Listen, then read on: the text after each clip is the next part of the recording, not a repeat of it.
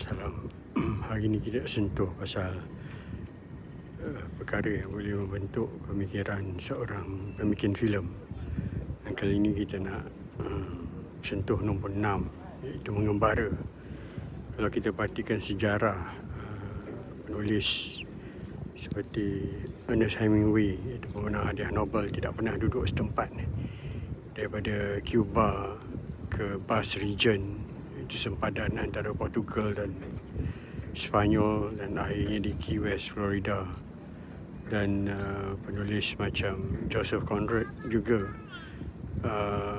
menjadi kalisi kapal mengembara daripada Borneo ke Amerika Selatan dan ke Afrika, di mana di Borneo dia tulis buku Almayers Folly, dan di Amerika Selatan tulis Nostromo, dan di Afrika dia tulis Heart of Darkness. Mengembara adalah benda yang sangat penting untuk seorang pengkarya, terutamanya untuk membuka pemikiran. Sebab agak mustahil kalau kita nak menjadi pengkarya kalau kita tidak mempunyai pemikiran yang terbuka. Pengkarya yang bagus, maksud saya.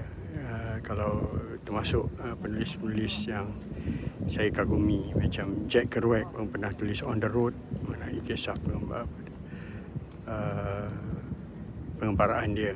Dan daripada buku On the Road dulu mengenalkan saya kepada muzik jazz.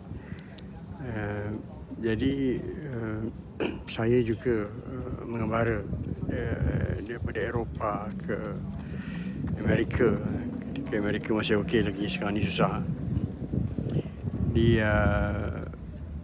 Kebanyakan penulis yang bagus, dan itu pengkarya yang bagus, kebanyakannya mempunyai pengalaman mengembara ke negara luar.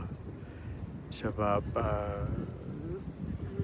hanya dengan mengembara juga salah satu cara untuk kita membuka pemikiran kita dan bagi menambah depth maknanya DEPTH, depth dalam karya kita, supaya karya kita tidak two-dimensional, dan juga mengenali manusia, jenis manusia dengan lebih dalam lagi. Dan mengembara adalah sifat yang penting ataupun tabiat yang penting. Jadi kita dah go through pertama, iaitu tonton filem, kedua membaca, ketiga mendengar muzik, keempat teater, kelima fine arts, dan ini keenam, iaitu mengembara. Esok kita akan sentuh yang ketujuh pula. Terima kasih.